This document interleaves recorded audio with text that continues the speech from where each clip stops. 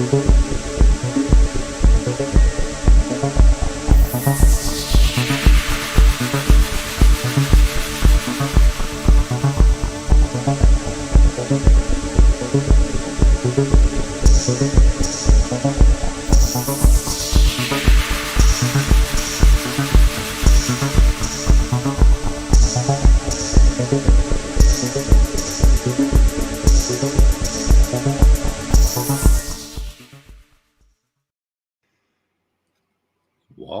I guess we did it. We are live. So you got 3 Hello, watching. everybody. I got 7. So we got 10 people we got to please today. You know, like for people pleasers. And of course, we're still obsessing over Bernardo Kastrup. Yesterday, I pretty much concluded that idealists are all idiots. And then, I started listening to Bernardo Kastrup, and it's like, he's a brilliant idiot. And there's nothing worse than a brilliant idiot. Because it's like he is a smart guy. Yeah, they shit startups all over the place. And he's got a few ideas that he came up with that I like and that I've been talking about for a long time. He's the only other person I've ever heard say that the unconscious isn't really unconscious. And that's one of my keys to explaining consciousness. And so you just don't remember it. You have to be able to conceptualize it or somehow be metacognitively aware of it and put it into some sort of concepts or words. Otherwise, it's just going to be like a internal milieu. Like it'll be like this qualitative underbelly, that's. Well, Mike, you've already stepped in it. Did I? You were not politically correct enough. What did I say? Look at the screen. You talked about being appealing to people pleasers. But now, what about rodent pleasers? Oh no, what did I say? Well, rodents chewed on my air hose. I ain't too happy with them. Yeah. How do you explain that, nerdy rodent? Yeah. We're not rodentist. We're not rodentist here. We just don't like them chewing on our spark plug wires. Shit like that. I put split loom on all my tubing except for where I had to sneak it through the rocks, to get it to the other side, and chewed right through it right there. Yep. I went out there, my bubbler wasn't working, and I started looking, and I'm like, well, it's too cold to do a good job on it, so I just patched it together for now. Yeah, we got to have an open mind here. I'm going to send Nerdy Rodent a box of crispy Cajun spark plug wires for him to chew on. I think they sell those down at Holiday here at the gas station. So they chewed on it before, so I put split loom on it. The whole thing. I ran split loom all 20, 30 feet around to the other side. There you go. What did it look like, Dave? Was it like? It's just I don't know. They love chewing on wiring and tubing and all that kind of stuff. Yeah. You made it look too attractive. Admit it. Yep. Oh, Nerdy, if you could see what my cats do. But I'm going to fix it. I'm going to put that stuff inside a little piece of conduit and run it through the rocks. Yeah, I'm going to fix it as soon as the weather comes. They should make spark plug wires with an extra layer on the outside that detonates when you bite into it. I don't know if they do it well. Yeah. Do cars even have spark plug wires anymore? I haven't looked for a long time. A lot of them have the direct ignition, so it's just 6-8 inches long. It's but I don't know what the plug. I don't know what it was about spark plug wires. They have like a carbon powder inner core, and goddamn mice just love that shit. They just chew it up. I don't know. Yeah, maybe they made them less attractive. Most of them still have a little bit of a wire, just to get over to the spark plug. That's about it. Oh, so anyway, I was all excited. I got invited to an Idealism forum, and I was on it for about a week, and they kept like threatening me and calling me uncharitable because they couldn't reason with me because I wouldn't play their interrogative game with them where I asked them about idealism and then they asked me about physicalism so they can explain idealism to me using my ideas, my physicalism. And the guy got really pissed off at me and threw me off. His name is Eat My Possum, and he can eat my shorts because I'm really pissed off at him for that. I mean, it was like, as far as I could tell, we were having a good conversation and we were, we could have gotten somewhere because I asked him, what is mental stuff? And he responded by saying, what is physical stuff? And I'm like, no, I don't think you understood what a question is. When somebody asks a question, you don't answer with a question about something else, right? You explain your stuff. And I want to ask Kastrup too, because he goes on and on about mental stuff. And then when you ask him about mental stuff, it's like, oh, like you have thoughts and emotions and intentions. And they have a whole list of about 10 mental stuffs. And like, okay, is that like water and rocks and trees and flowers? Like I can list this stuff and that somehow tells you what it is, right? No, that isn't how it works. I mean, they were trying to talk about like at one point they were trying to get to the ontic bottom turtle of physical stuff, right? And they were asking me about it, and I'm like, I don't know, and I don't need to go there. All I have, but I will tell you what it is down to the level of atoms. Okay, like to explain consciousness and to explain the mind, you don't need to go any lower than atoms. But atoms are real things that we can pick out and we can do things with. We can create little fucking atom shooting little devices. Even we can blast out things. I have one in the other room. It actually shoots molecules of butane, and you light it on fire. We can do that. We know what these things are, but I don't know what mental stuff is, and you can't keep telling me the names of mental stuff without telling me a little bit more about what it is. Like, how does it work? Like atoms work. Like we know a lot about how atoms work and molecules work. We know enough to do all the technology that we do. Can we do the same thing with mental stuff? And so I never quite get an answer. And they think I'm being cruel or uncharitable by asking these questions. I'm not. I really want an answer to that. What do you guys think mental stuff might be? Like if you made a house out of mental stuff, what would that stuff be that you made the house out of? He said he associates mental with the mind. So yeah, when you're dead, it's gone. And the mind is another big suitcase word, right? That has all the mental stuff in it. Well, he was clarifying it that when he talks mind, that he's talking about the brain. So he was talking about the brain with mind. But then he claims there's a universal mind. Yeah, but it's only because we are perceiving it. Well, I looked in the Stanford Encyclopedia of Philosophy for the exact phrase mental stuff, and there are basically 2 entries in there.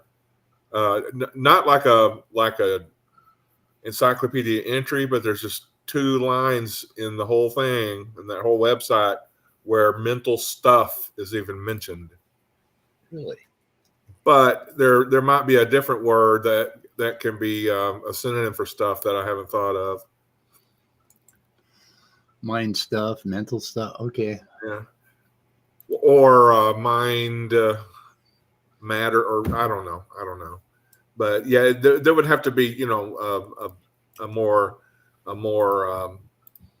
thoughtful or mindful research of different synonyms and stuff to see exactly what Stanford Encyclopedia says. And my question is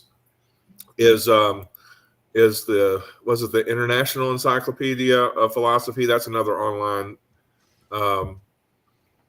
website for philosophy. Is it worth checking that to see what it says? Or is it, if you find it in Stanford, you'll pretty much find it in IEP? Yeah, let me check. Everybody know? Is it worth? Okay, mental stuff. Well, okay, they got a search. Okay, I'll use the search. Mental stuff. Well, we could search for mental, I guess. Mental. Yeah, stuff is kind of almost derogatory when you say, what is mental stuff? Okay, mental, Internet Encyclopedia of Philosophy, causation, mental illness, mind and causal exclusion, supervenience in the mind. Oh, there's a whole 10 pages of it on mental. Have you tried mental stuff in quotations? I don't think we're going to get anything. Right. Yeah. So what other words does Bernardo Kastrup use? Well, here we go. Panpsychism, mental stuff. Okay. All right. Well, that's being more meaningful than what we had from Stanford. Oh, they say non-mental stuff. So non-mental stuff. So let's see now. Okay, we got modern Chinese philosophy, Alt F, mental ST, mental state, UFF. Okay, non-mental stuff. They always refer to non-mental stuff. So if it's non-mental stuff, you would think there would be mental stuff, right? To go along with it. Right. I don't know. But anyway, yeah, but I guess I've gotten a little pushback when I've talked about mental stuff. They're like, what is physical stuff? It's like, well, I kind of know what physical stuff is. I got stuff laying all over my table here. So, well, it's like you have to be careful because it's like a word game where you keep trying to define things, and eventually you get to words that are so basic that you really can't define them. Yeah. You have to work really hard to do that. And I think with physical, that's what you're doing. But just because you can't find other words to describe what you're talking about, it's because you already have, and everybody knows what you're talking about to begin with. Yeah. It's almost a gaslighting exercise. Well, with physical stuff, okay, we know there's all kinds of physical stuff around us. And if we analyze it, it breaks down into about 100 elements, or actually quite a bit less. But okay, so we know what elements are. We know what atoms are. And then when we delve into atoms, we find all sorts of quantum effects, and we figure out how atoms combine and the orbitals change. And then we know what molecules are, because molecules are different stuff than atoms are. They're two different atoms that have combined in such a way that the orbitals have formed hybrids. And so they become kind of a different kind of stuff. But I mean, that's stuff that we all know about. And they want to go further and say, oh, well, there's all these quantum experiments, non-locality and all that stuff. It's no, we don't have to go that far. Because when you have atoms of copper on the table in front of you, those fuckers don't just stop existing all of a sudden because of quantum effects. They don't, blink in and out of reality because of quantum effects.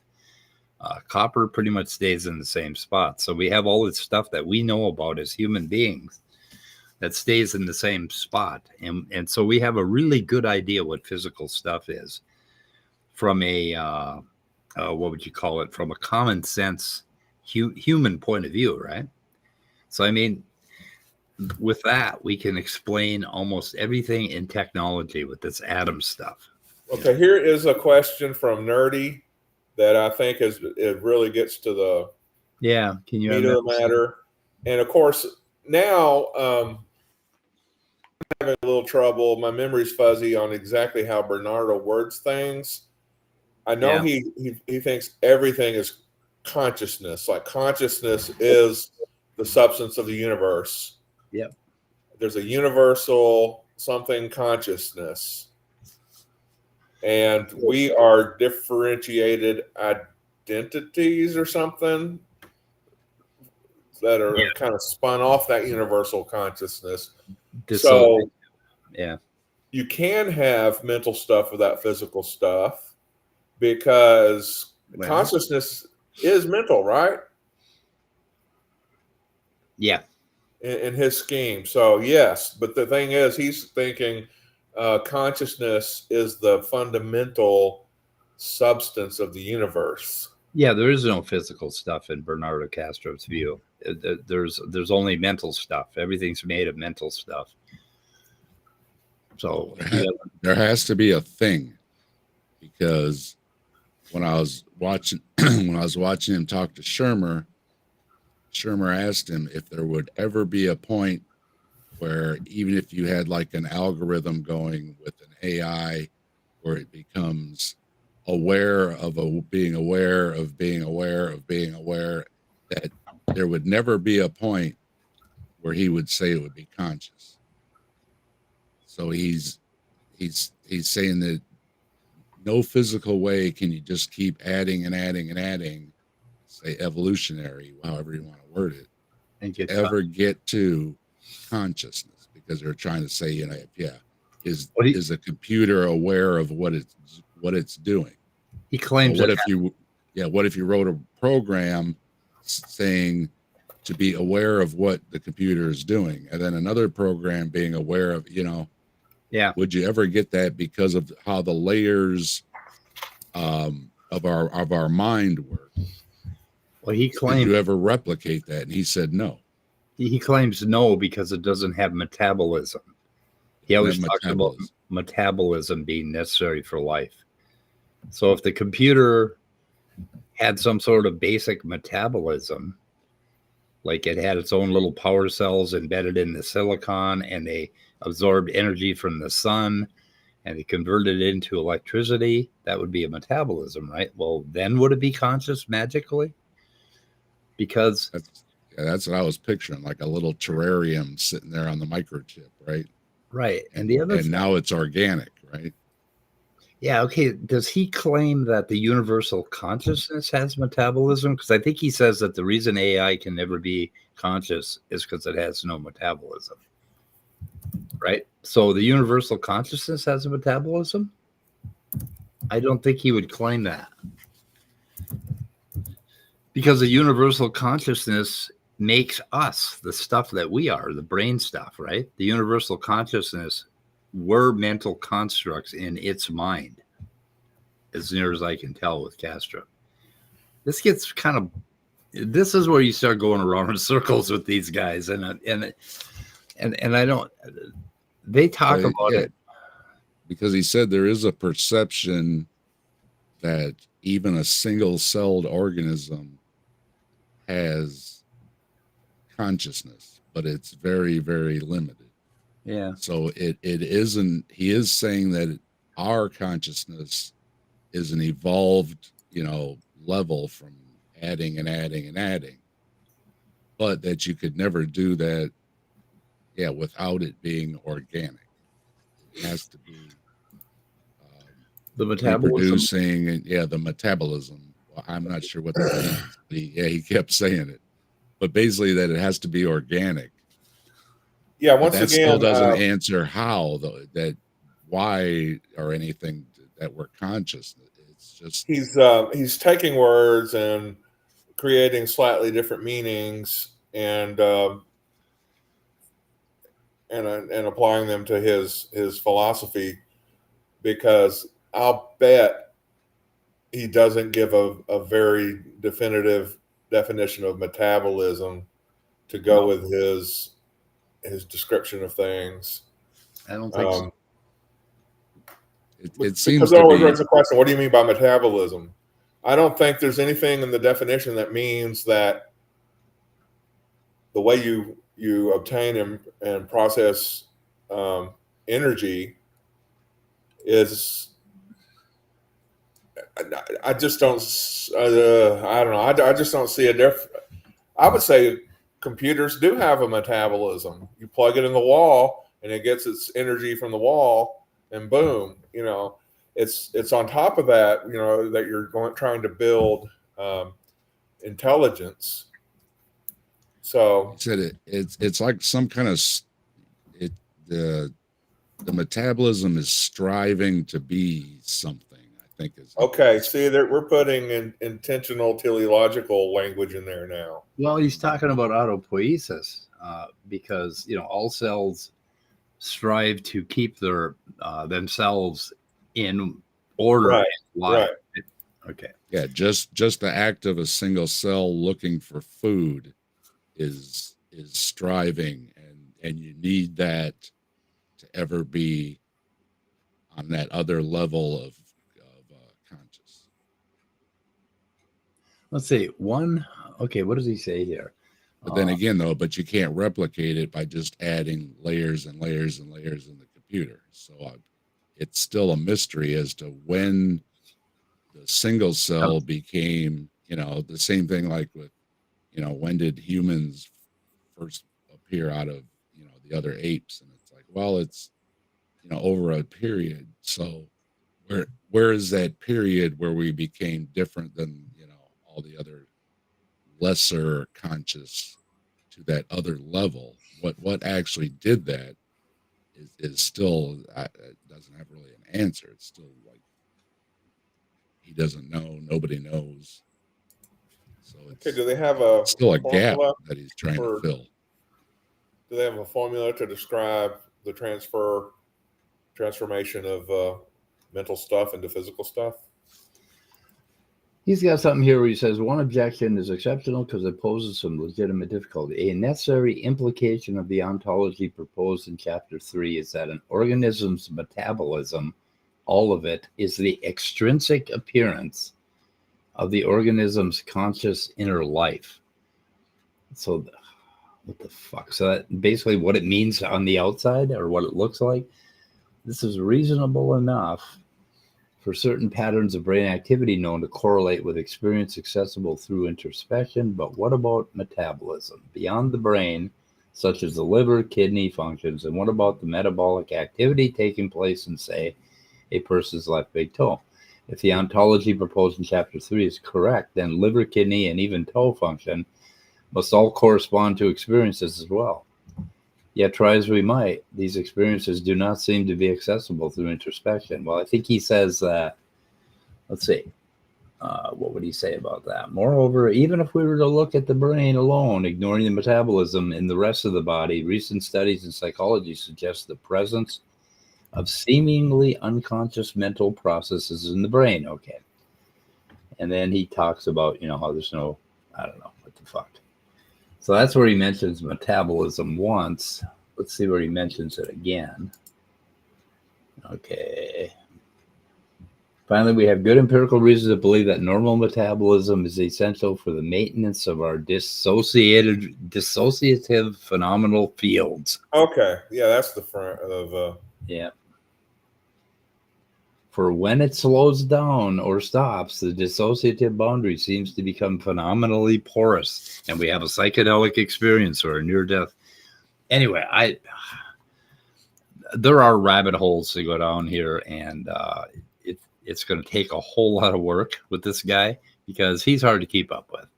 Yeah, I mean, he's putting out a lot of content. But Jason, go ahead. There's a whole thing about the psychedelics you need to touch on too, because he was talking about doing psychedelics is the same thing as being dead. Yeah, which is really really confused about that. Yeah. Well, psychedelics, when you take LSD or psilocybin, for instance, they cut out default mode network, which is what you kind of use every day to kind of put yourself in a place and understand where you are, what you are, and how you relate to the rest of the world. And the default mode network is a very calming network.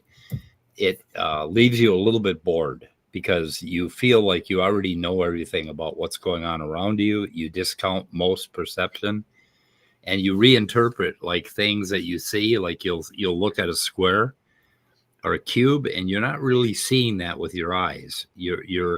You're doing a little bit of seeing it with your eyes, and you're reworking it with your brain to turn it into a perfect cube, right? So there's like an interplay with the default mode network that makes everything around you look pretty normal and not surprising. But if you take psychedelics and you get rid of the DMN, but your cortex is still firing like crazy up top, right? And your perceptual fields are firing like crazy because it doesn't shut off your sensations, and they fucking know that. They can tell that with brain scans. Your visual cortex is still active. The problem is that you're not processing it so much, so it looks very odd. It starts to move around and shift, or it'll change with the music, or it'll change as you breathe, or stuff like that. And so he's talking about, but what he's claiming is that you're going unconscious, that it's like you're going under. Psychedelic is like making you go under an anesthetic. Well, I would like Mr.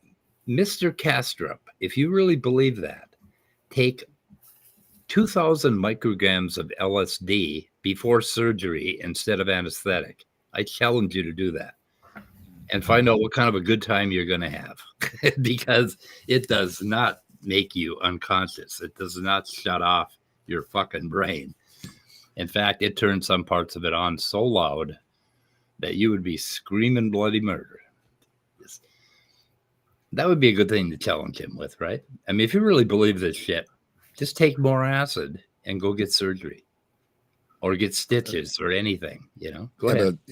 That's maybe have your gallbladder yanked out. Yeah, gallbladder out. Even if you're really, really high, though, there's still a part of your brain that that you can walk to the refrigerator and get a drink, and you're not disassociated from reality. No, you might have you might have the staggers if you're drunk, or with different things, right? But you can still put one foot in front of another and make it to the refrigerator, right? He tried psychedelics. I wonder which one he tried. I wonder if it was. He said he did it for 2 years under medical supervision, and I wonder what he did. It might have been ketamine. Ketamine's a weird one. I wouldn't go. I can't remember. He does say what he did. Does he really? Yeah. Oh, let me see. What if ChatGPT? I think it might be in the Shermer one he was talking about. Yeah, he named it. Sorry, I didn't write him down. I can't remember, but he did mention it. Yeah, Bernardo, Kastrup, use. I don't think it's probably not going to tell me. Okay, known for his work in metaphysical idealism. Oh, he did ayahuasca. Holy fuck. No shit. DMT. Okay, that's a different experience than LSD and psilocybin. Doesn't it make you vomit? It does that too, yeah. The ayahuasca. I wouldn't want to go voluntarily with an experience that I knew would make me vomit. Yeah, DMT doesn't, but it only lasts for about 15 minutes. You have to take it with some other alkaloids and weird shit and that stuff makes you not just vomit. It comes out of both ends. It's pretty bad. Shooting yourself with a... Yeah, because he said he had his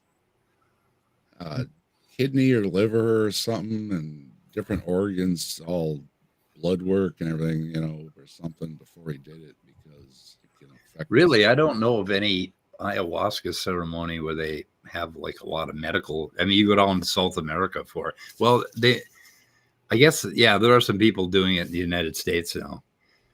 I don't know if they're doing it. I don't know if they're doing it legally or with a license. They might be. I'm not sure.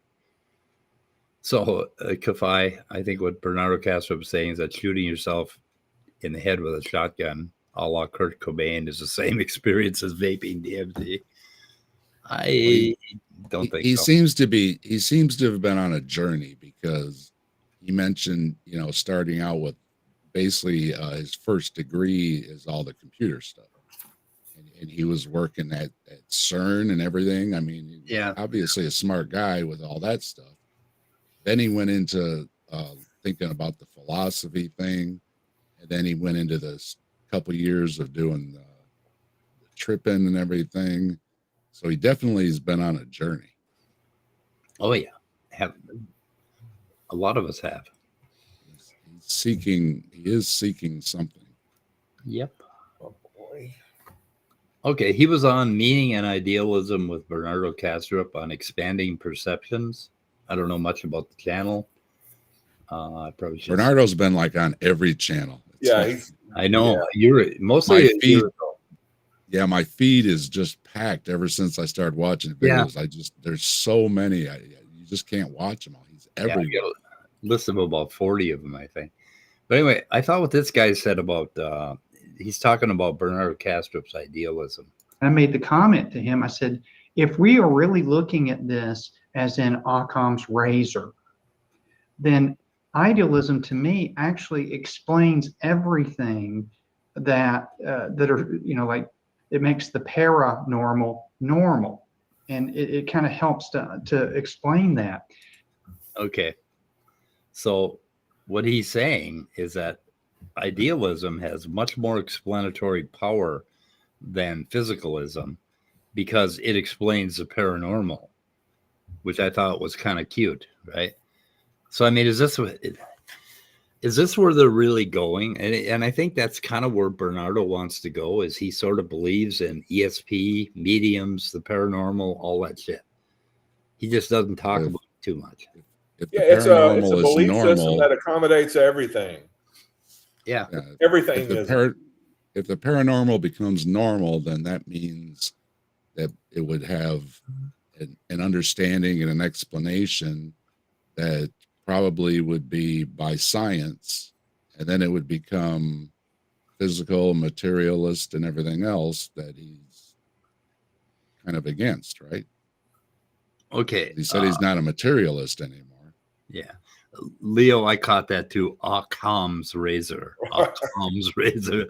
Occam's razor. I think that's the Middle Eastern pronunciation. Okay. Kafai, do not listen to anything Rupert Sheldrake says. He's batshit crazy. He's just a fucking nutcake. I don't care. I went to a philosophy meetup and we had Rupert Sheldrake's book as one of our projects for about 3 sessions. And when I got done with it and got home, the book was on my car seat, and I picked it up and threw it in the corner of my garage, and it sat there for 4 years collecting spider webs. I finally just dusted it off and put it back on the shelf because I might be apt to refer to it. But yeah, Rupert Sheldrake is just way the fuck out there. Resonances and all kinds of spiritual crap. And I think Rupert's also a Christian. I'm not sure. But anyway. Okay. So I got the part about that got to me about Bernardo was this here, I think. I think it starts here. We might have to listen to a few clips.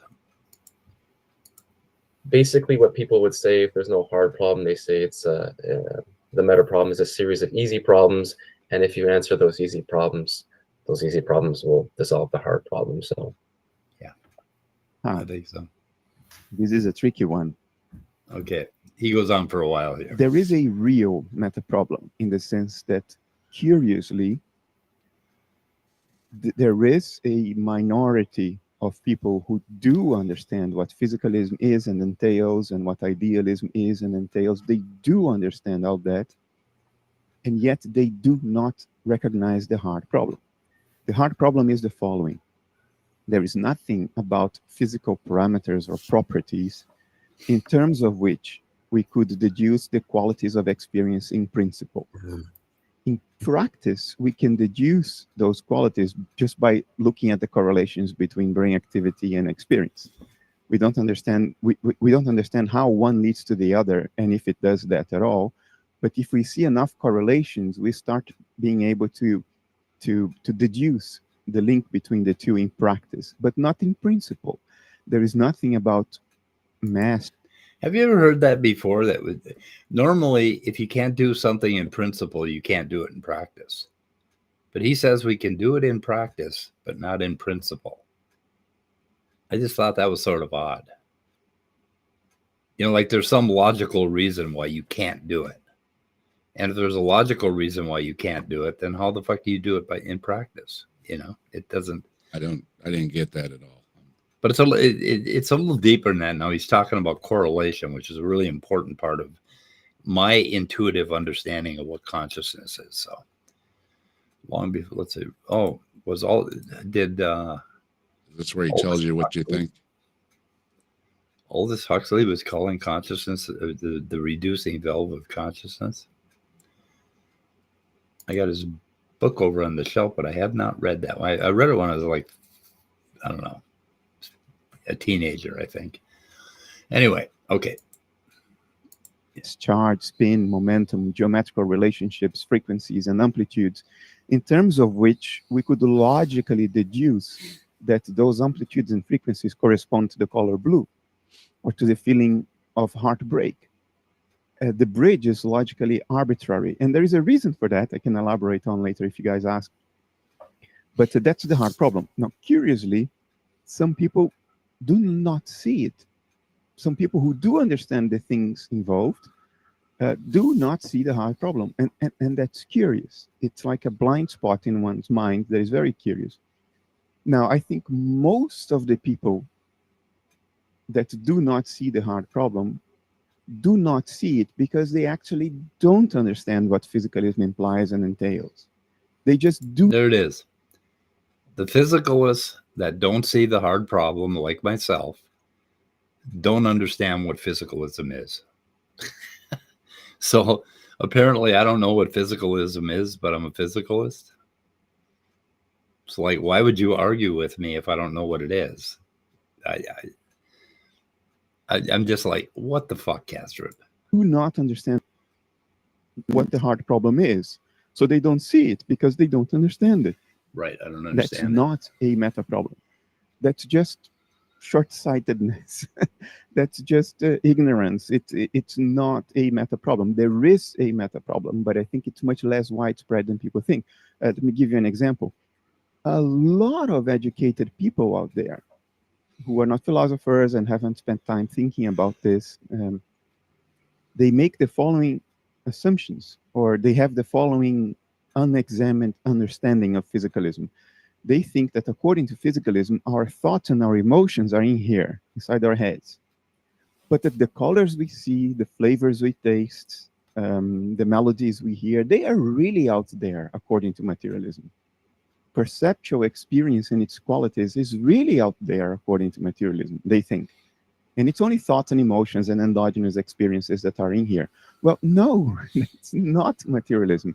Materialism would also say the colors you see are not out there. They are in here. They are quality. Now, he just contradicted himself.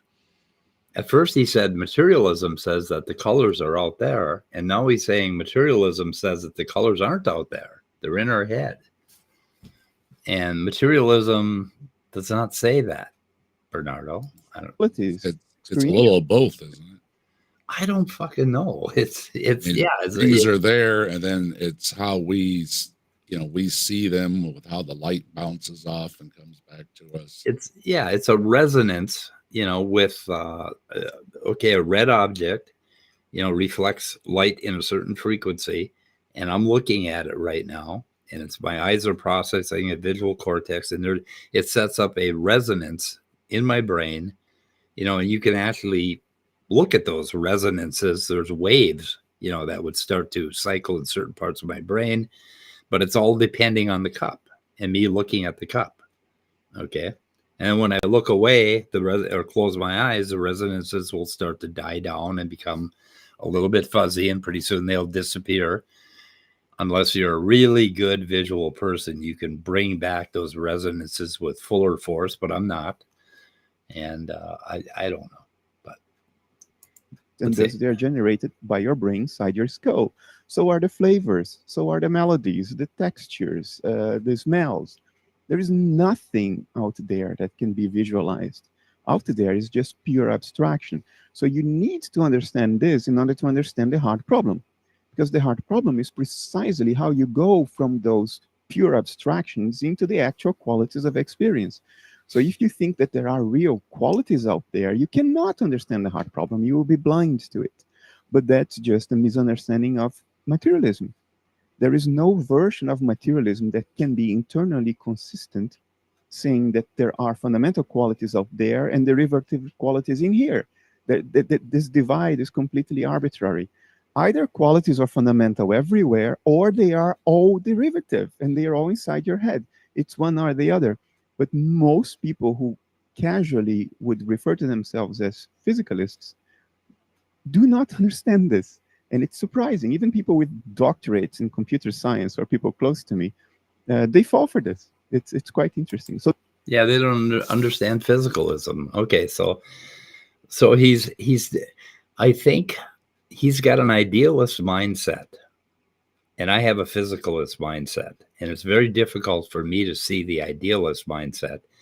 Just like he can't really understand physicalism because he just contradicted himself about materialism, saying that the qualities are out there, and then oh no, the qualities are generated inside your skull, and neither thing is true. In real physicalism, neither thing is true. There is a relationship with you and the world, and that relationship is where basically where these experiences are. They're not generated. They basically light up on their own by this, this interaction, that sort of thing. They're not like generated, or you don't have something in your brain that represents the cup. You have to be looking at the cup in order to see the cup very clearly. Okay. It's being modified, and there's this interaction going on when you look at something. Like when you first look at something, you probably see like a blob of color for about 100 milliseconds, and by the time you're even remotely conscious of it, your entire brain has gone into, like, there's 104 different nuclei that are involved in visual processing, or 110. They probably have identified more. By the time you're even conscious of it, you have already modified it considerably, and you're just looking at, oh, that's a cup, and it doesn't surprise you. It's something that you've seen 1,000 times, and that happens very rapidly before you can even be cognitively aware that you're looking at a cup.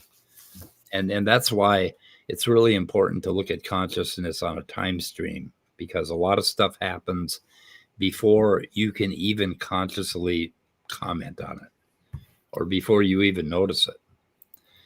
And he sets up that it's one or the other, and it's like, we're saying the same. What I was saying is that, yep, no, it's a combination. There are things there, and then we know it's there because of how we've developed our sight to bounce the light off, or feel it with our hands, or taste it, or whatever you want to do. But it is something there, and then we are. So it's. I don't see it as one or the other. It's both. Okay, maybe something else involved, but it's at least both. I want to make an inquiry real quick about when he talks about out there. Is he saying, and just walk with me here, or go with me here on this?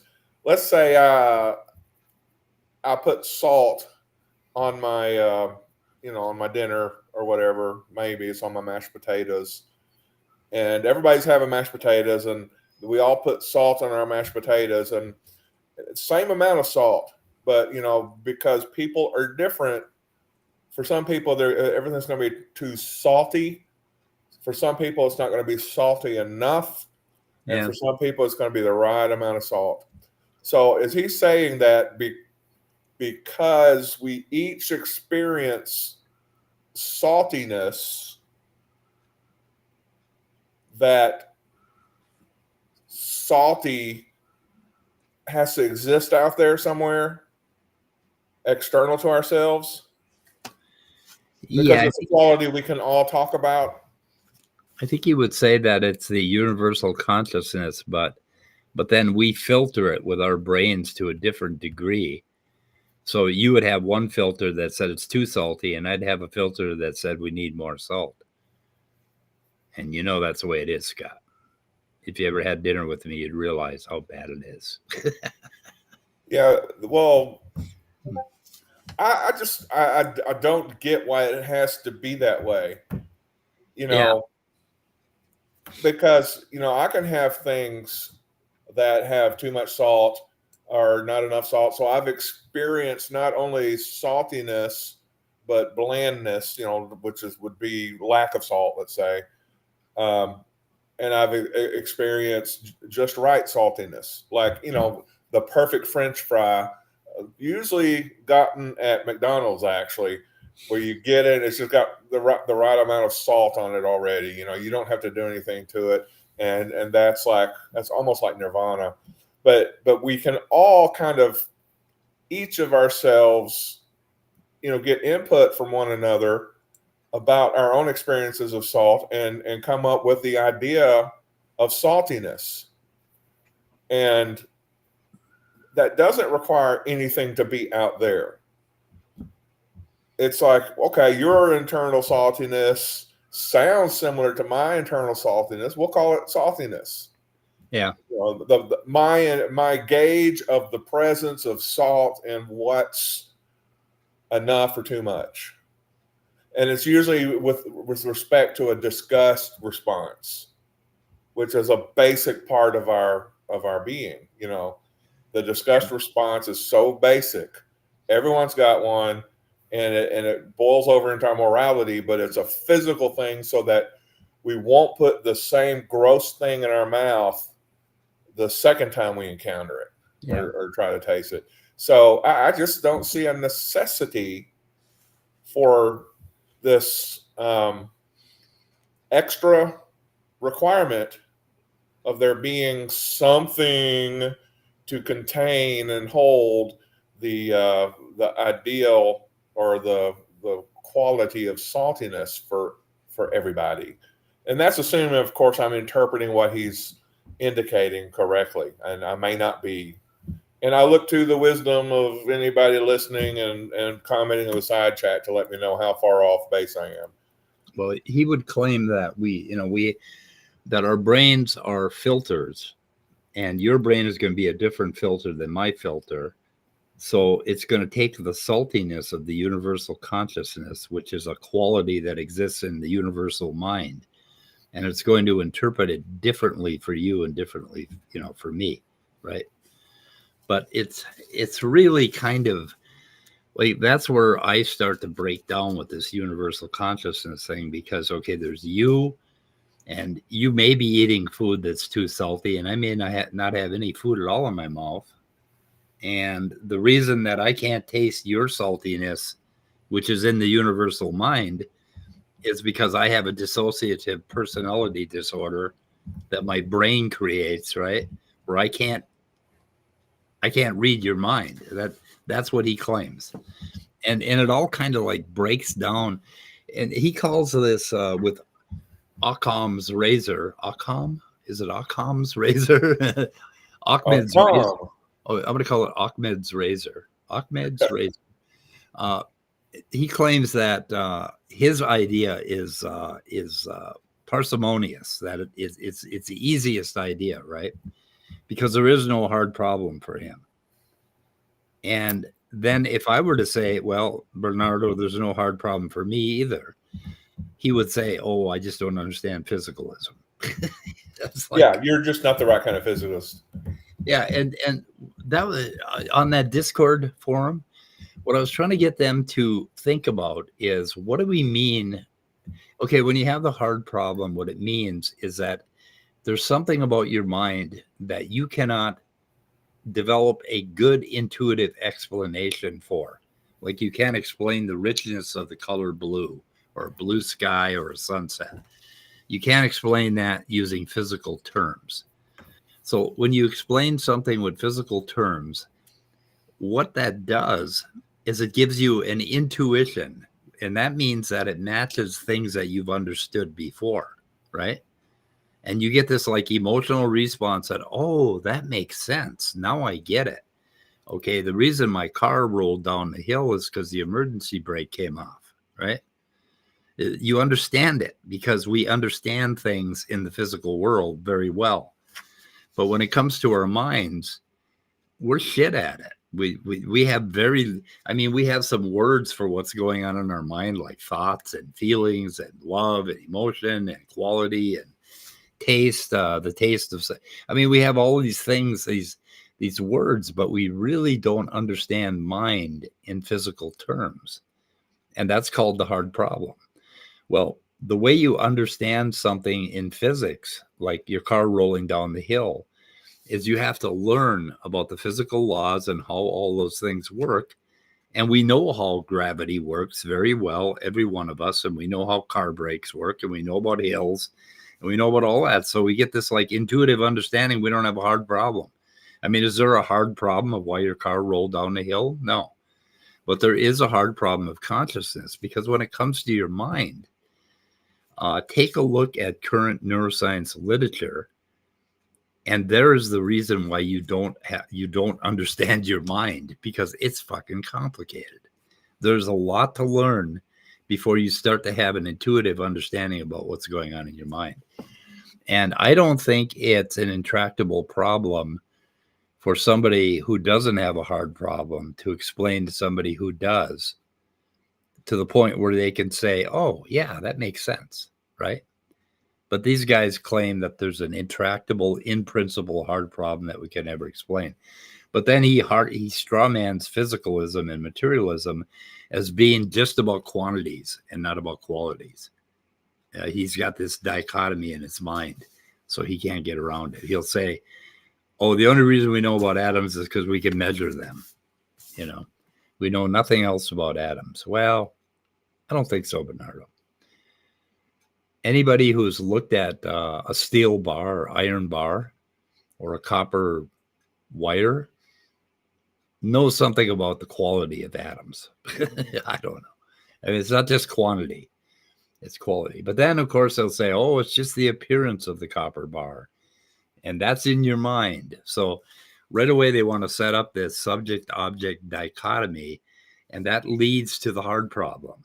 Anytime you do dichotomies, you're going to end up with a hard problem. You're going to end up with trouble. And it's like...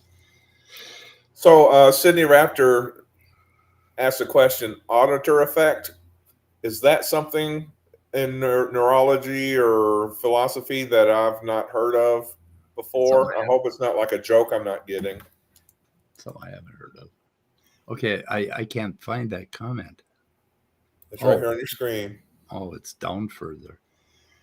Taste food, salt remains salt chemically. Okay, there's one from Jason. And then my saltiness is not physical, it is characteristic. What does that mean? It was just kind of a joke. I think she's... Oh. Or he is saying, they. I'm a salty. I'm sorry. They are a salty person. Yeah, I don't know. They is safe. Jason Jacoby, it sounds like the guy in the video suggested that. Yeah. A tree falls in the forest doesn't make sound unless someone... Well, the universal consciousness is listening, according to Bernardo. Well, the universal consciousness knows all. Knows all. If a tree falls in the forest, Bigfoot did it. Bigfoot hears it, yeah. Oh, let's see. NP hard. Yeah, is it NP hard? Let's see. Okay, I still can't see it. Will you please put it on the screen? The one about auditor effect? Yeah. Oh, there, right there. Yeah, that was on the screen before. Oh, it's just, wow. It's just two questions, yeah, or two words. And I was just kind of wondering. Oh, okay. Yeah, they were chatting back and forth. Okay. Didn't mean to get into your private conversation. Okay. But to what Scott was saying, though, about it seems to be adding something unnecessary. And this, again, he's adding in something unnecessary because, like you were saying, Mike, just because we don't know right now doesn't mean, some genius tomorrow isn't going to figure out, this is what makes us conscious. That makes them really mad when you say that. Yeah. And then all of their endless hours of philosophizing just piles up on a dusty shelf. So I need to mind my business. I'm just way too nosy. God, a lot of this seems to be that he doesn't want to seem to wait for an answer, So let's sell as many books as we can before they figure it out. The thing is, if you do a lot of work in neuroscience, you start to get closer and closer, and the hard problem starts to dissolve. But there's always this thing where you're going to think, oh my God, but I'm conscious right now. Like my right now conscious doesn't seem physical. And it seems like there's something there, this phenomenal consciousness in the moment. But when you start to look at how the brain works, you realize that you can't do that, that you cannot apprehend what is in the moment in your body. You're going to be at least 200 milliseconds behind. And by the time 200 milliseconds has happened, there's a whole storm of things happening inside your body and your brain, basically. And by the time you get there, then you realize that you don't even know if you were conscious one moment ago. I mean, if you're not thinking about consciousness and you're just driving to Walmart or Walmart, if you're going to Walmart, we have a new store called Walmart in our town. If you're going there and you get there and you're like, I can't remember really driving. I was thinking about Bernardo Kastrup while I was coming. But then if you start to think about consciousness in the moment, then all of a sudden it's like, oh yeah, there's this phenomenal thing that I feel right now. But what's happening is that you're on a timeline and a lot of shit is going on and you're remembering things from a moment ago and bringing that into the present, and it just gets all bollocks. And when you realize what the brain is actually doing, it's not surprising at all that with all the things that are storms that are going on in the brain, that it feels like it's something to be me. And that's kind of how I intuitively acquire an understanding about what's going on, is just looking at the stream and how things are just munching together in time and appearing to me to be in the present. Like we know, for instance, if you drop a rock on your toe while you're looking at the rock in your toe, that those two signals cannot possibly arrive at the same time, yet you will swear that they did. You'll be absolutely certain that they arrived at the same time, even if they were like a half a second apart. You'll feel the pain at the same time you see the rock. That's how you perceive things. So it's obvious that we do not perceive things in the moment, like the instant of time, that we smush things together in our brain. And that ain't always smushed together in our brain. I mean, this whole, and that's where folk psychology comes into it, that we really aren't the best person to ask what is going on inside of our brain. We don't really have a fucking clue. Yeah, even memories, things you think you know, yeah, somehow they're always kind of like still in your brain, but they get rewritten, fuzzier, yeah, and fuzzier and fuzzier, yeah. Every time you recall it, so okay, if you have consciousness a moment ago, like from a moment ago, you're already rewriting that because you're re-representing it or you're remembering it. And as soon as you start thinking about consciousness, you go into what Bernardo talks about as metacognition. And you start to make words and you start to create concepts. You start to modify that. It's like there's a big sea of mud in there. And you start to shape it into like shapes that you can talk about and name. And we do that so quickly in our minds, like within a second, that and we mush that whole second together that it seems like it's something to be us. And that is what it's like to be us, the seeming. And when you start to think that way, the hard problem seems to disappear. And according to Bernardo, it only disappears because I'm an idiot, not because I've really worked very hard on neuroscience and tried to understand it. So which is it? I don't know. Not sure. Maybe I'm an idiot. Well, he already said most everybody he talks to, they don't get it either. So yeah, but I used to get only it. He gets it. You see, in 20 years ago, I did get it. I did have the hard problem. I really understood the hard problem.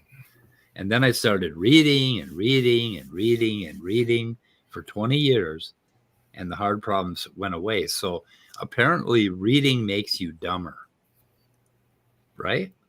Or like by reading, I have less of an understanding of physicalism today than I did 20 years ago. I understood it 20 years ago when I didn't have a clue what a fucking neuron did. apparently then I was smarter than I am now. So does reading make you dumb?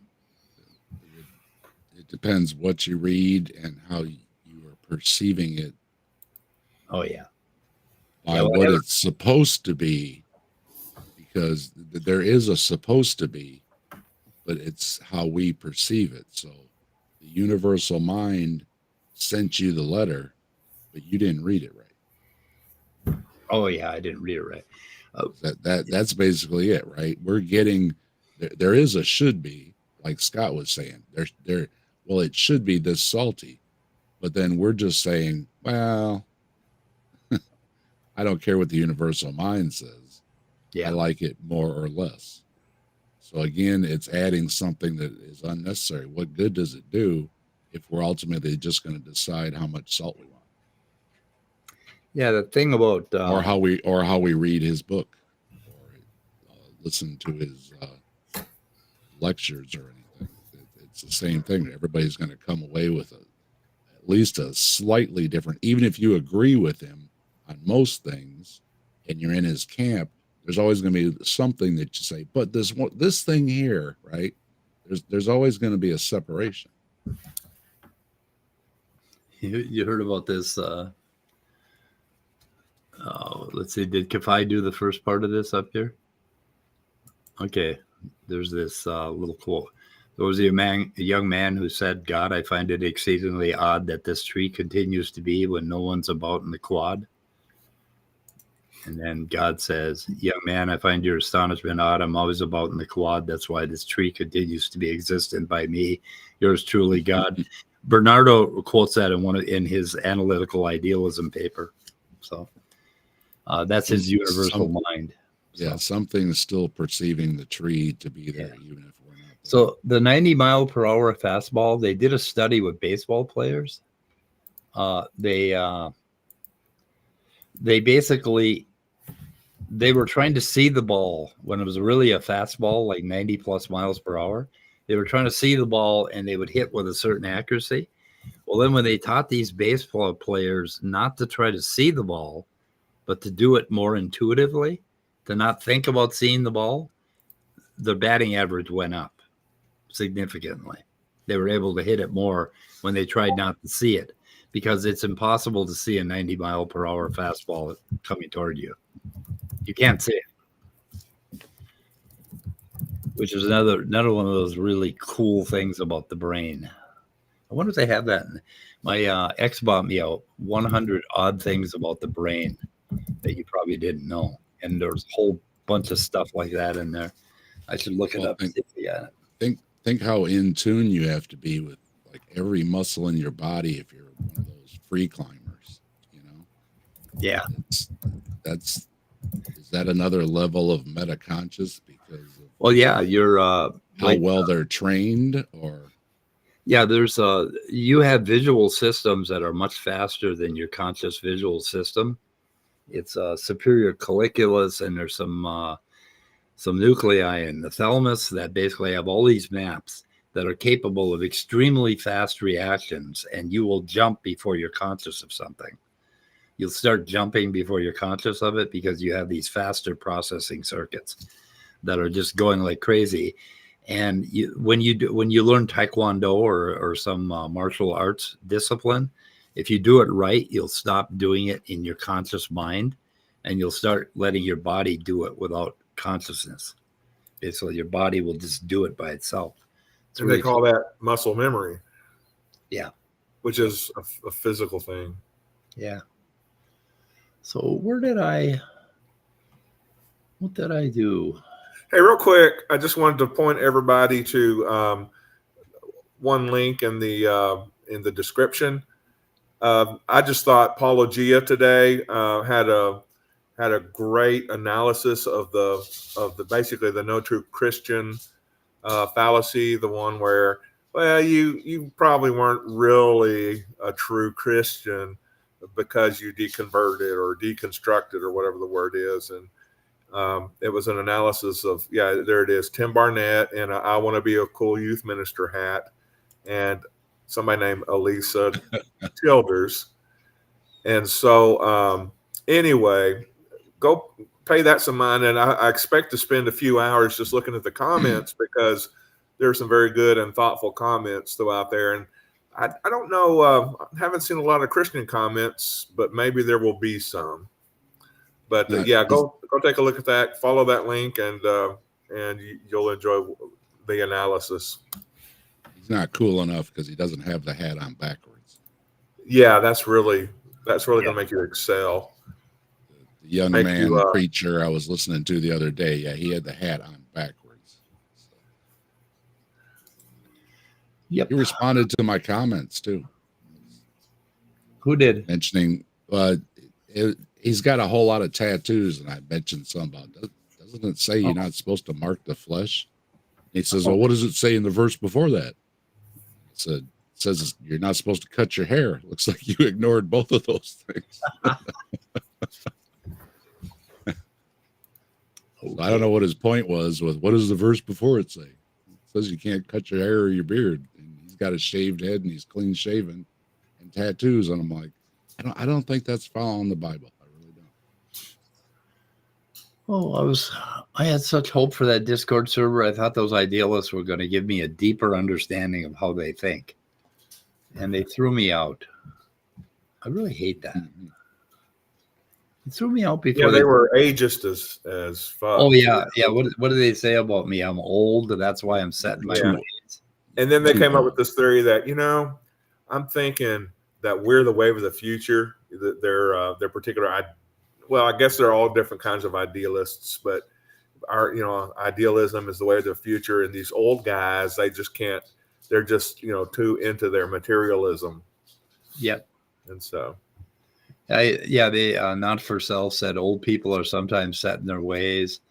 He's 73. That explains it. That's why they couldn't talk to me about materialism and shit. Anyway, and it was all in where the hell? Where did I say something? They're talking about charity to let's see, but yeah, that's maximum charity to reductive physicalism. I don't know where that is. The young man preacher dude's name is Keenan Clark, by the way. Oh, okay. And that responded to me. Alyssa Childers is some kind of singer or something. Was that what it was? I don't know. I haven't seen it. She's a book author because, she wrote a book because Paula Gia mentioned it, but I don't know what she is in the Christian world or in the world at large. This is the first time I've heard of either one of them. Although the Tim Barnett guy looks a little familiar. I may have seen him around.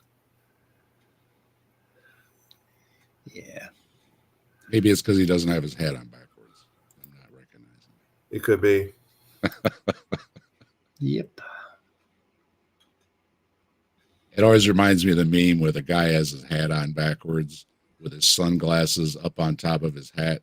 And then he's got his hand over his eyes, shielding so he can see. And it says, if only they invented something to help you see when the sun's up. Yeah. So here's what got me thrown off. I said, so eat my possum. I want you to tell me how you got to idealism from our base state of believing in material objects outside of ourselves. I assume we are all naive materialists at the outset, and that some of us have come to idealism. I do not want to play this interrogation game where you ask me questions about my physicalism with the hope that I will say it like your version of physicalism. If we do that, I will likely disagree with even the basics of your questioning, the language, etc. Then you will get even more frustrated with me. Do you see this? And I got tossed off.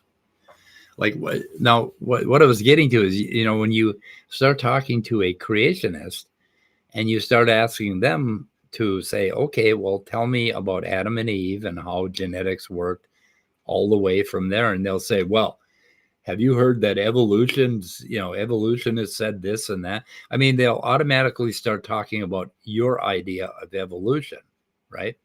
So they'll start asking you questions when you started asking them to explain what they think, right? What do you think? How do you think God did it? 6,000 years ago. And how does it explain how all the animals hopped off the ark and turned in all these species? Tell me about that. And they'll say, well, evolutionists can't explain this and that. That they turn it around and they want to talk about your ideas. They never want to talk about their ideas. And then when you answer some of their questions about evolution, they'll say, well, how did abiogenesis happen? And it's like, wait a minute, dude. We started out asking you questions about your creationism. We're not talking about my abiogenesis. We're not talking about my evolution. These guys did exactly the same thing to me. I was asking them to explain idealism to me, and they couldn't without bouncing off physicalism. So I said, okay, so you need physicalism to support your idealism? And that's kind of what Kastrup is doing. What he describes physicalism, except he says, oh, but it's all mental. I mean, so he'll be talking about physicalism and science, and he'll be agreeing with everything that physicalism and science says. And then he'll say, oh, but it's all mental. And it's like, okay, all you've done is relabeled physical with mental. And he answers that criticism somewhere, but he answers it in a fairly lame fashion. I'll find it at some point. Yeah, that's one reason why he actually gave for blocking you or banning you. Is that he accused me of having certain positions that I'd already denied. In other words, you persisted in not believing his interpretation of himself. Yeah, I wonder what that is. I can't remember what that was exactly. You guys didn't agree when they were telling you what to think. Yeah, I mean, we had a lot of disagreement. He told me that he's a teacher, and he says when I teach, I ask questions of the students so I know that they understand. And I'm sorry, dude, but I do understand what the fuck you're saying. Just speak the words to me, and if I don't understand them, then you can start asking questions. But he wouldn't speak the words to me. I asked him what mental was, and he wouldn't talk to me about it. Deconverted man's got a lot of questions too.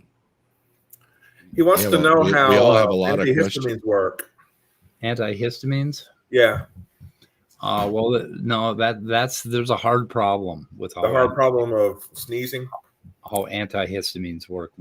Sneezing can be hard on you because it might throw your back out. Yeah, well, you see, the entire universe is actually antihistamines at the core. The ontology of the universe is antihistamines, and that's how they work. Okay, just trust me on that one. The universe is one big antihistamine. Oh, no, I wanted to mention Scott was talking about a video. Grayson's video is out about his visit to Dino Land, by the way. Oh, it is? Okay. On his channel? Yes. Now we got to link it. I watched it earlier. Very interesting. Let's see, base theory. He was treated well, though. He said he will say everybody treated him very nicely. They fed him. They put him up for the night. And what's the name of it? Took him out to dinner and everything. Oh, here we go. Okay. Something about his visit to Dino Land or something like that. Yeah, let's take a look at that. Let's put that up. Here it is. Spending 24 hours at Creationist Dinosaur theme park with Grayson. God, that kid gets around. I'm telling you. Yeah, he's a very likable guy too. So yeah, and he's really putting it. He's really putting the time in. I mean, he gets on the plane and he goes to every debate. And then I really liked him. His question at that debate between Professor Dave and hell, let's just promote him. He's Dr. Dave to me now. But Dave Farina and James Tour. That was a really good. He was at DebateCon. He was at DebateCon too. So I have links. I have links in my description, Dave. I should send them. I'll send them to you by text, and you can put them in your video to make sure you have the same links. How about that? I'm going to put him in our three-way text. Grayson was polite and everything, although he did say at one point that he didn't like the discussion while they were eating dinner. You'll have to watch the video to see why. Okay. But otherwise, it was mostly it was cordial, and they had their little debate and everything. And yeah, you get to see Kent's little setup is. I'll give this away. His little setup is in the front of the church. Oh, here's where they drown kids. That's where the kid drowned. Yeah, he mentions that too. I don't know if they actually. Wasn't my fault. Wasn't my fault. Really? But if he even goes for a ride in a car with Kent Hovind. He took the tour, and if you watch, he's got a certificate that Kent gave him that he took the. Wait a minute, the Grayson, tour. You got into a car with Kent Hovind? Stranger. And he drives like an idiot. Stranger danger. I mean, wait till you see it. Yeah, he drives like a freaking moron too. And didn't your parents teach you anything, Grayson? People in the vehicle. You're not supposed to get in the car with creepy old men. Funniest part is he said he was the only person there. Really? It looks like a desert. Is that a fucking desert? What is that? Well, it's Kentucky. It's like it's like a KOA campground. You know, they've got the lakes and places to camp, and then they got their cabins. And wow. And he's got all his creationist stuff, you know, and whatnot. And I guess you know all his little things that he's always flashing on the screen in his videos. Those are nailed up everywhere, even on the trees. Wow. Oh, that's whale evolution. But yeah, you look at a tree and there's some placard there. Whale evolution, just nonsense. This is a must watch. It's special. What do we got? Ask the African witch doctor, the butt naked general, cannibal turned believer on YouTube. He will tell you about demons. What the hell? I think my comment is this was interestingly peculiar. Yeah. You got a comment down here? Yeah, my comment should be there. Cool. No, it ain't. Oh, it's probably down here somewhere, right? It's probably down there. There's Claude. Oh, there you are. Yeah, there I am. Interestingly peculiar video. It's right there. I didn't know what to say. It's like very yeah. Kent is off his nut, man. Talking about the kid drowning, and then he tells a joke. So oh my God. Yeah, that's what he kind of did at the hospital too. Yeah, but they had a good time. Odd. Family had a good time. Kid drowned, but family had a good time. Yep, that's what he said. Oh yeah, the gazebo out there on the dock. That's the memorial for that kid. The parents built that little gazebo on the dock. That's where the kid drowned. Okay, yeah. I've got another link real quick. Yeah.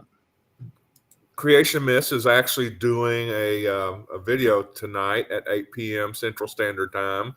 Wrong Answers Only, number 4, the New Answers book, chapters 5 and 6. So anyway, that's I think an AIG takedown. So Creation Myths is having a new one at 8 p.m. Central tonight. So Speed will put it in the description real quick. Going in right now, and I also put it in our chat so you can put it in your video, Dave. I think tomorrow night is Kentucky Atheist and ASHO doing their Jeopardy trivia type game. So okay. Yep.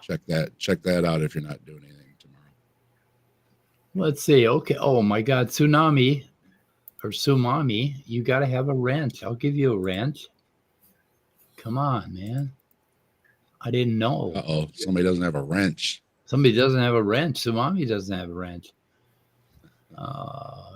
Joseph Yeah, Grayson was out on a road trip, and he was taking pictures for the Flat Earthers, and he went to that never finished collider thing. And, he was getting around, and he just decided to show up at the door unannounced. And that's what he did. And it was very interesting. No, you get to see Hovind set, so that was kind of neat. You got to rent some on me. I take this shit seriously. I'm drafting a letter of apology and flowers, which I will send to you shortly.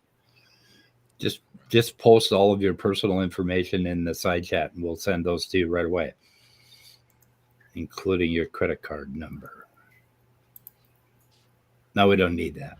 And when you stay at hotel Hovind, yeah, there's no Bible in the nightstand.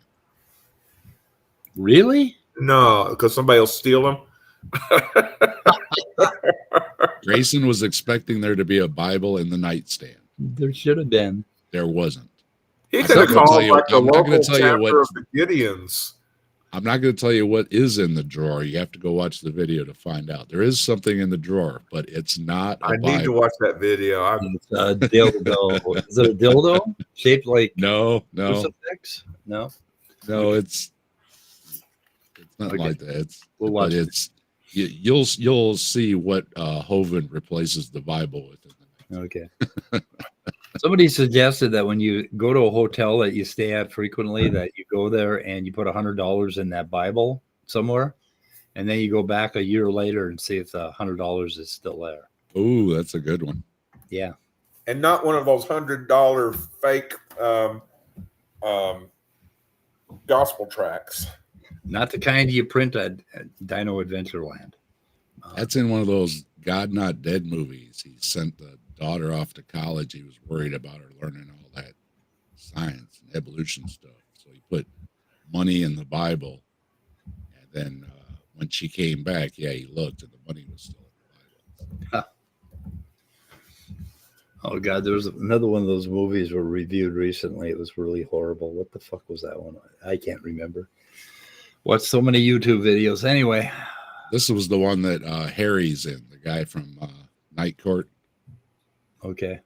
He was the evil professor teaching that biology. Oh, yeah. That was the atheist professor that challenges students or did things that a professor would never do in a college. He passed away a couple years ago. Did he? Okay. How about Harry? The guy played Harry Stone. Yep. His name is Harry. Yeah. Harry's son. Yeah, he always played. Yeah, he's one of those people that played his own name. So they just changed his last name. He also played. He was that humor columnist in a sitcom. Okay, who played Harry Stone on Night? Harry Anderson. Harry Anderson. I bet somebody was. And he was also a legitimate performing magician too. Yeah. He was a magician. Multi-talented. There's a YouTube channel called Chuck Norris. Sure, why not? Is Chuck Norris still alive? I believe so. Well, I heard he got bit by a cobra. And after several agonizing days of pain and suffering, the cobra died. Okay. You let us in. You hooked us in. Yeah. That's from the Untouchables. Now, what am I looking at? I don't know. It's I am a Stegosaurus. Deconverted man poet. Deconverted man. Is this for children? Be forewarned. Put the disclaimer up. I'm not sure if I dare play this. What does he say? Should I play it? I don't know. I'll link it in the description. You can play. It's pretty short. 5 seconds. It can't be too bad. It's from Deconverted Man. Oh. It worked! My time machine worked! I am a Stegosaurus! What the fuck? Okay. Whatever. I didn't even forget about you. You're so quiet. Okay, Scott, are you dealing with rattlesnakes in the background, or what are you doing? Oh, no, I'm sorry. That was I left my dog out in the cold, but she's a Siberian Husky. Well, at least a half Siberian Husky. And I think she just really likes the cold. Yeah, Snack was outside for like 30 minutes. I had to go get him. And he comes in and his paws are freezing. And he's lifting them up and shaking them. And it's like he was out there hunting and it was 4 below zero. It's like, what the fuck is wrong with you? So that cat is a national treasure. My older dog is right back in, does his business. He's right back at the door. The other one's out there and I'm calling for him and calling. I was like, hey, I'm freezing here, dude. Yeah.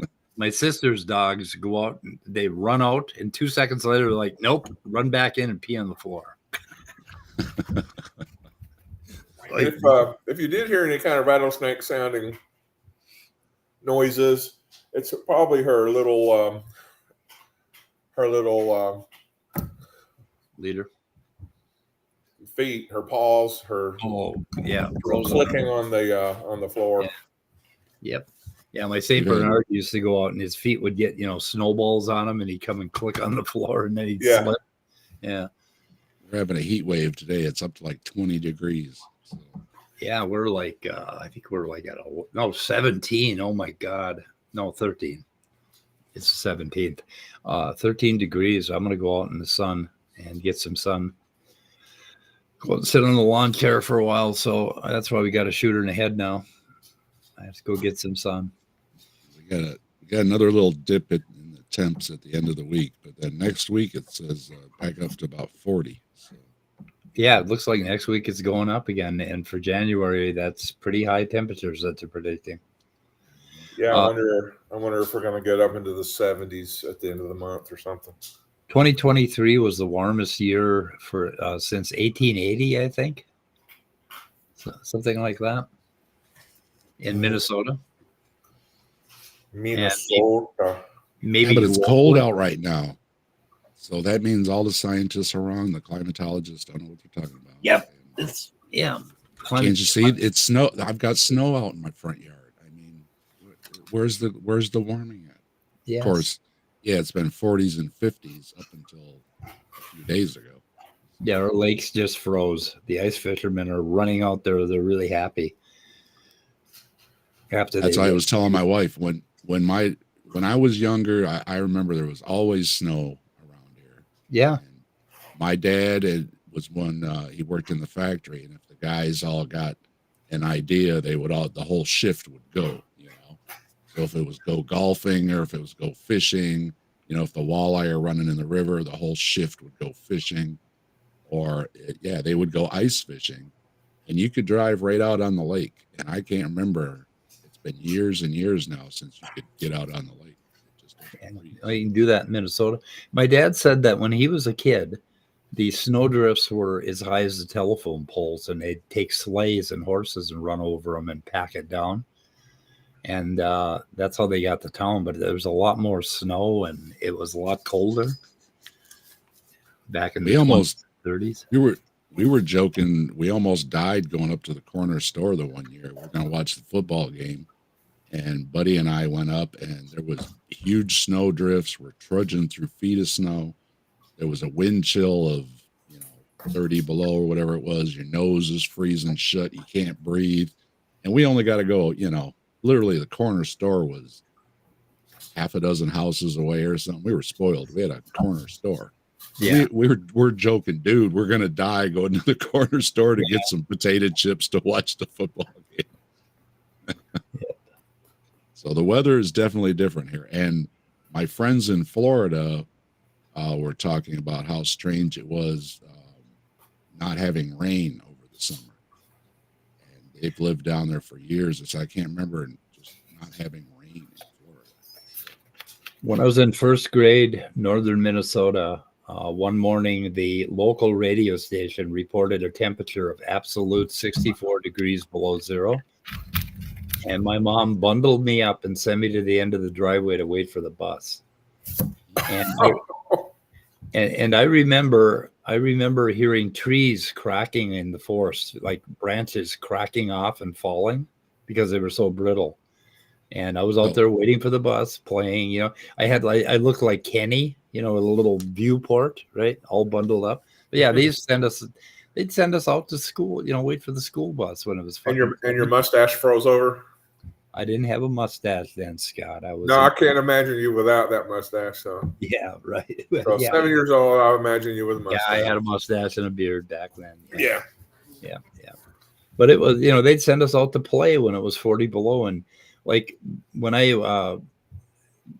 worked in the mines up there, I go start up my 64 Chevy, and I had a 2400 watt grader, a tank heater from a grader that they use on heavy machinery that I got at the mines, and I'd plug it in, and in about 30 minutes my antifreeze would be boiling, and that was the only way you could start your car, and you had to bring your battery in and keep it warm, and then put it back in the car. And then I'd put my coffee on top of the car and go and unplug the tank heater and come back, and my coffee was frozen solid. Kind of pissed me out. So I had a coffee sickle and I went to work. Yeah, you should have put some antifreeze in the coffee. Coffee, yeah. I should have done that. Kids at home, don't put antifreeze in anything. Put antifreeze in your coffee. Do not consume antifreeze. It's dangerous. Yeah. Now you got to stand. My son actually had to get the shovel out and cleared the sidewalk off. We got like maybe an inch of snow or something. Put some salt out, but that's about it this year, really. And last year, I don't remember having the shovel out last year. That's all we have is this like 1/4 inch covering of snow. That's all we've gotten all year, and it's just dry as shit here. Actually, we're not getting any snow at all. We're just getting the cold. Yep. Yeah, you can die fast out there, but my mom mom I was out warming up the vehicle and cleaning it off and everything. My fingers and toes were hurting. That's why my mom and dad had 7 kids, because she lost a few of them out at the end of it waiting for the bus. They froze to death. So it's nothing to mess with, though. You get cold real quick when they give you those warnings. Make sure you're prepared because it hits you real quick. I was out there doing stuff and checking the pond and everything, and all of a sudden it just hit me. It's like, oh man, my hands hurt, because I didn't have my gloves on. Time to take the shot. Yeah, right now at this stage of my life, I cannot find any activity that would justify getting out in cold weather. Even like at 32 degrees with a slight breeze, I'm not going out. Yeah, I might run across, to the bigger house over there to, hang out with my family. But it's cold. I got my hoodie on, and this is my Bigfoot hoodie. I got my son that my son got me. So I was like, that was a good opportunity to wear it. I tell you what, there is nothing like a good Bigfoot. Even a bad Bigfoot story is still pretty good. Those things suck you in. I sent you that picture of a sticker that was for sale or whatever. Apparently there's a couple of recent local Bigfoot, stories going around my sister section of Northwest Arkansas. And so I started doing searches and just coming up with all these little stories in different newspapers, online newspapers, but they were reporting stories taking place like down where the Boggy Creek monster, had been sighted a few times, and then up close to where my sister lives and a few others. And pretty soon I was just, it's amazing how you can craft those stories and give absolutely no information about anything and yet feel like you've, read about a Bigfoot sighting. It's just Boggy Creek. They made a movie about it. Yeah. And I reviewed it with Bree over at Hiveside. Yeah. Yeah, my wife asked me about doing Bigfoot stories with the show and everything. See my new microscope down there? It's right next to I like it.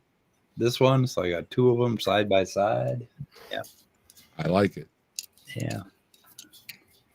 Yep, I got to go play with it. So we got to shoot her in the head. I was having a lot of fun with mine yesterday. I spotted a lot of critters in a drop of my pond water, and I was just fascinated just watching them swim around for like a half hour. I had to keep bringing them back into the view. I keep reaching back and putting them back in view, and I was watching them on a big screen. Fascinating. I'm guessing everything in my pond water is sleeping right now. So I put it in jars, and then I've had it in the house for a little while. Yeah. And I put it over by my plants, so there's a plant light on them and everything. So in the spring, I'm going to get down there and get some water. Yeah. I want to see the larvae and stuff like that too in the spring. That's going to be neat. Yeah. So Mike and I both have new microscopes and twin microscopes or identical microscopes. We bought the same ones. Yeah. That's right. We got the same microscope, and hooking up to the camera and everything it's a lot nicer on the eyes. Yeah, it is. Yep. Okay, we're going to shoot it ahead. All right. I think it's time to see everybody. And Sydney Raptor, I hope you're not talking about one of us not liking you, because that's ridiculous. But anyway, if we're not responsive enough to you, let us know, and we'll respond the hell out of everything. And CJ, if you're watching, we did do some looking around, and we're going to do some more looking around about Kastrup's peers, but a lot of them seem to disagree with him, and he even said so himself. So, and one thing if he's right, he's standing alone in his field. So, one thing I'd like to say about Kastrup is everything that he seems to be actually putting out seems to be just kind of a repainted version of the same old picket fence or whatever that, you know, Buddhism and pantheism and other types of isms have put out before. It's just like a reformulated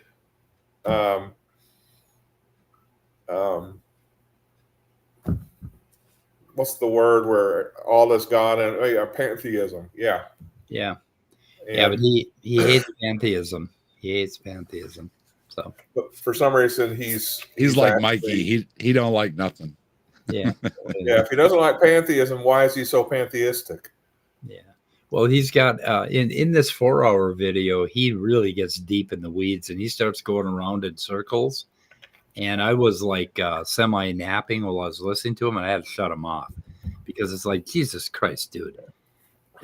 It's going to take me 20 pages of paper to diagram what he was talking about. And he was really getting into the shit with structuralism and a bunch of other stuff. And I've got to go back and listen to it because it's like, what the hell are you saying? It was like he was going in circles all over the place and bitching about physicalists. He really has a problem with physicalism. Damn physicalists. Like, you guys think matters all that matters. It's a long, get it. You just don't. A long video. It's like we don't understand physicalism. Otherwise, we'd realize how dumb physicalism is. Does that sound like a straw man to you? I'm about 2/3 of the way through on that 4.5 hour video. Wait till you get to the structuralism part. Oh my God! And you got to watch it in pieces because it's too much. So that you're watching a Bernardo Kastrup video. Yeah, 4.5 hours long. Yeah. So is it the one linked at the top? I think. Okay, because I want one where it's not him just going off on different topics. I'd like it to be a thorough presentation of his. Otherwise, I'm having to read through his book, which is I'd rather. Well, he has that 8-part series on Essentia Foundation. Yeah. Explain. Well, his whole thing is right here in this philosophy of the mind thing. Or where the hell is it here? Where? What am I doing? Okay, it's in this analytic idealism thing. He explains his entire. Yeah, that's what I'm going through reading. Yeah, slowly. I would keep getting distracted. It's easy to distract me from reading Kastrup because it's I just at every paragraph I find something that is subpar about it. Yeah. And I don't mean that in kind of an arrogant, I'm smarter than everybody else look, but it just feels like an old bad paint job over somebody's old pantheism. I got about 20 pages left on this that I have to go through and mark up, and then I'll repost it in our shared directory so that you can get the marked up copy, and maybe you can abbreviate it because there's a lot of markup here. Quite a bit of markup. Let's see, where am I? Okay, there I am. I'm down here somewhere. And then actually I actually read the ending, and then so I've only got about 10 pages in the middle to go. So I'll get to it. And then I'm going to try to put it together and try to be as fair as I can with him. And like I say, he's got a lot of ideas. And sometimes when he thinks about something, I got to hand it to him. He is really good at this. He's really good at thinking about stuff. But at one part in that 4-hour video, he starts talking about, well, the reason that physicalists are physicalists is because they have an emotional attachment to it. And I could say exactly the same thing about him. He has an emotional attachment to him creating this new idealism that's going to take the world by storm and change everybody's mind. But isn't that what like Buddhism says about shit and why things are wrong in the world is because we have an attachment to things? Yep. What is new and profound about all this? It's just assertions and like extra things that we do not need to explain the world around us. Well, that's what he does. He discounts that we don't need all these extras, but then he's adding an extra. That's his original contribution is that that the brain is a filter and it creates a disassociative personality within the universal consciousness. That's the only thing that he's got that's original. Everything else has been pretty much done before.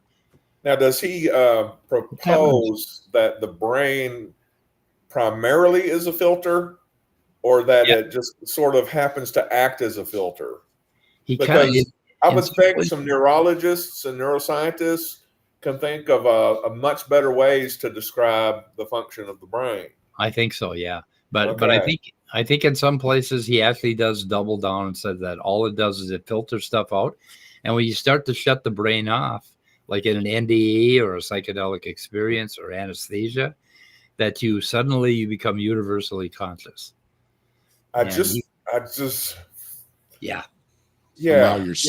Somehow you're separated, but he'll also say that nothing actually leaves your body like a soul when you die or anything like that. So it's still physical inside your head. That's it.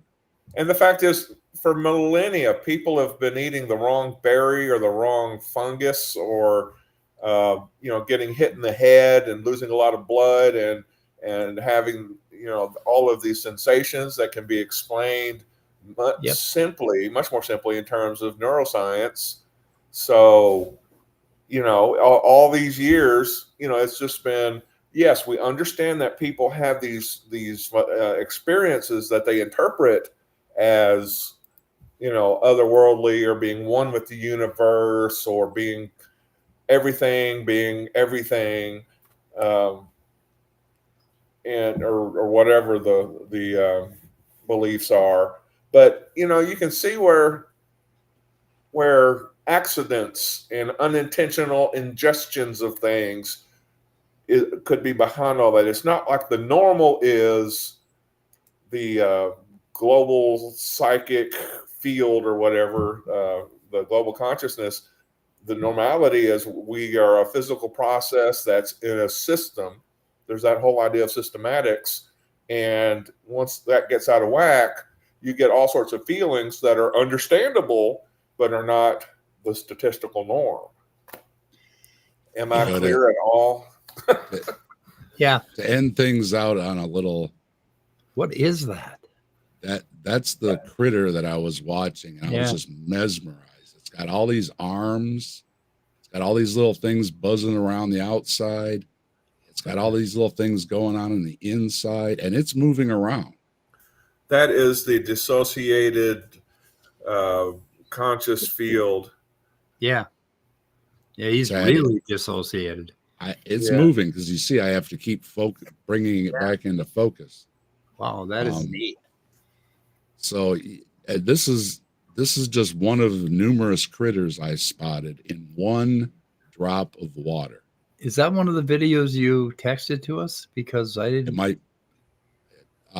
These are the good ones I did on the software. The other one I just captured off my phone. Okay. Cool. Wow. So this is playing with the software. I was zooming in and out. And what magnification is that?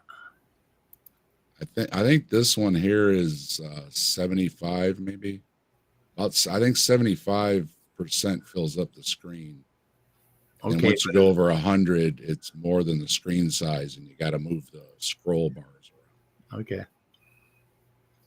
Wow. Yeah, there's stuff going on inside, outside, and then every once in a while there's this little speedster that'll go zipping across the screen.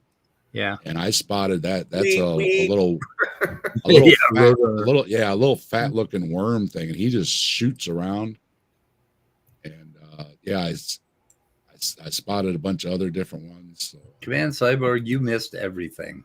We're shooting her in the head. Okay. Yeah, I am going to put some of these together and make a little video. So there'll be a science video coming up here. Yeah. With, what's living in Dave's pond. I'm going to go watch Grayson's base theory. You got to see it. It's video. great. It sounds very interesting. Okay, let's get out of here. All right, folks. Yeah. Thanks for stopping by. Goodbye, crew.